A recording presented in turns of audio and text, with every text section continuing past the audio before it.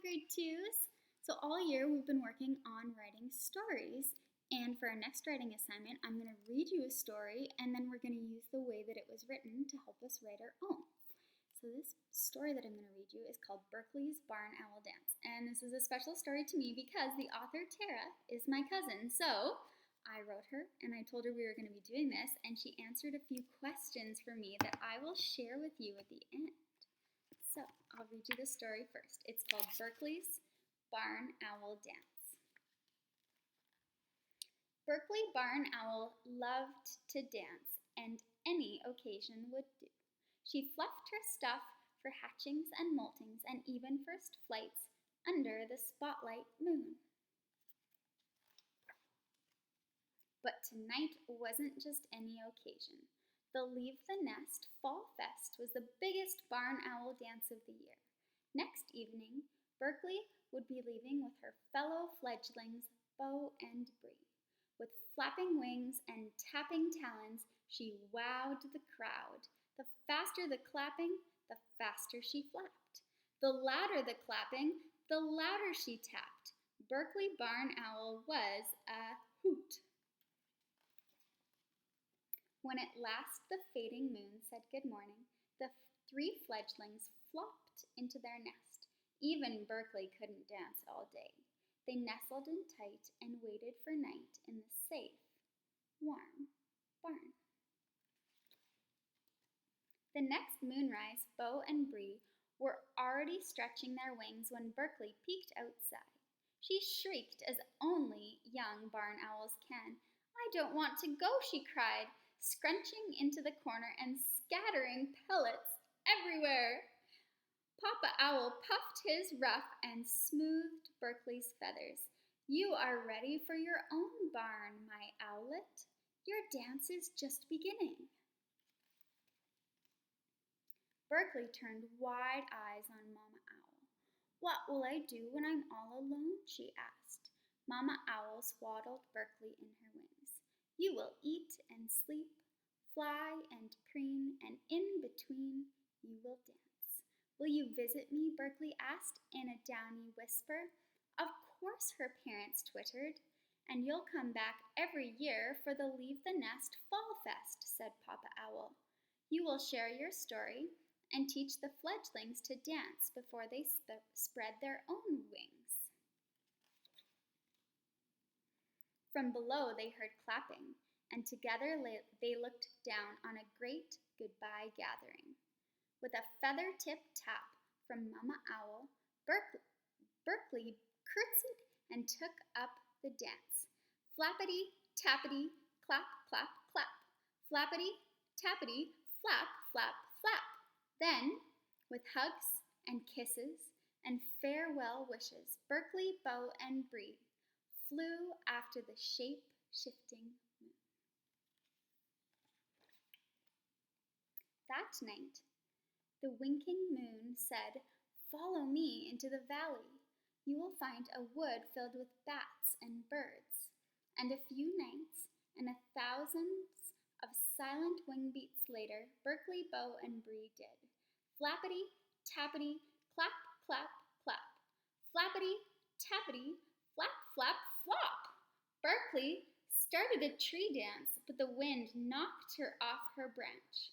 A tree just isn't as safe as a barn, thought Berkeley. So she and Bo nestled in tight and waited for night in the singing wood.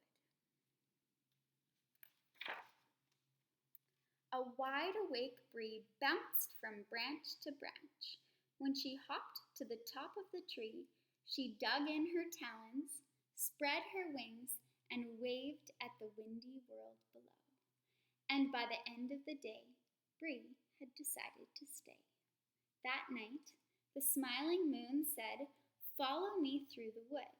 You will find a bridge over a stream filled with fish and frogs." And a few nights and thousands of silent wing beats later, Berkeley and Bo did. Flappity, tappity, clap, clap, clop. Berkeley began a bridge dance, but her wings got cold and wet. A bridge just isn't as warm as a barn, thought Berkeley. So she nestled in tight and waited for night above the burbling stream. A wide-awake beau bounced from beam to beam. When he swooped to the surface of the stream, he dangled his talons, stretching his wings, and waved at the watery world below. And by the end of the day, Beau had decided to stay. That night, the laughing moon said, "Follow me along the stream. You will find a farm filled with bats and birds, fish and frogs, and mice and voles." And a few nights and thousands of silent wing beats later, all on her own, Berkeley did. "A safe, warm barn!" shrieked Berkeley, landing in a flurry of feathers. "Yoo-hoo!" she called into the dark, but no owl replied.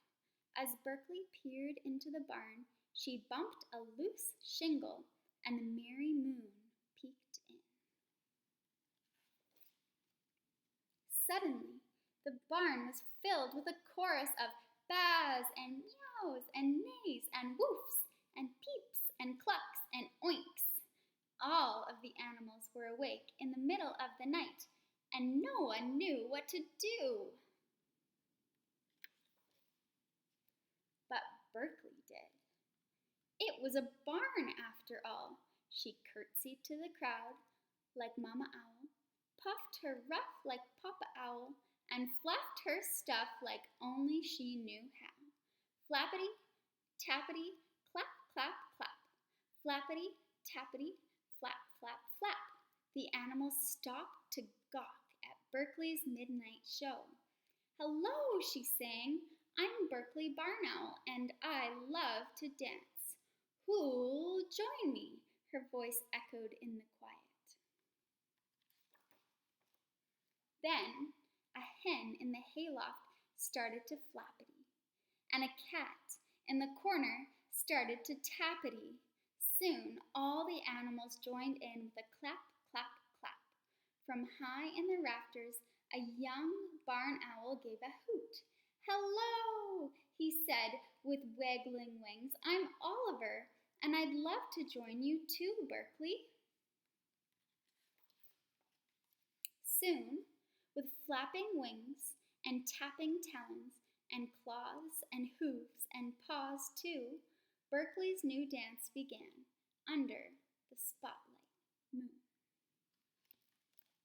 So, grade 2s, I hope you enjoy that story just as much as me. Now, if there were words in there that you don't know what they mean, maybe talons, maybe pellets, maybe, there are a few other good ones in there, swaddled.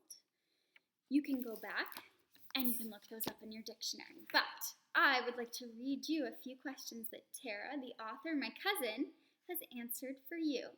So I asked her, "How did you get the idea for Berkeley's Barn Owl Dance?" This is what she wrote. "I got the idea for Berkeley while driving with my mom and dad and talking about the baby owls we had recently seen in a tree between Nanton and Calgary." So my auntie and uncle, her parents, lived in Nanton, so they did that drive all the time. "I literally said, I'm going to write a story about a little owl, a barn owl, so she can dance at her own barn dance." Then I asked her, "You used a lot of really fun and unique words to tell this story. Do you have any tips on how to add descriptive language that paints a picture in the reader's mind?" So that's something we're working on. Here's what she had to say. "I did a lot of research on barn owls to find cool stuff to write about. Like the ring of feathers around their face is a ruff." So the heart-shaped feathers, that's the cool thing. They actually have heart-shaped faces. "They vomit pellets," which she thought was pretty awesome. "And they sleep in barns, rafters, trees, etc. Everyone loves fun facts, so adding fun facts that you've discovered about your animal or character can make a story more fabulous. For fun descriptive language, I like words that start with the same sound and sound like what they are describing. For example, talons tapping, flapping feathers flurry, waggling wings." That's something I really like about her story.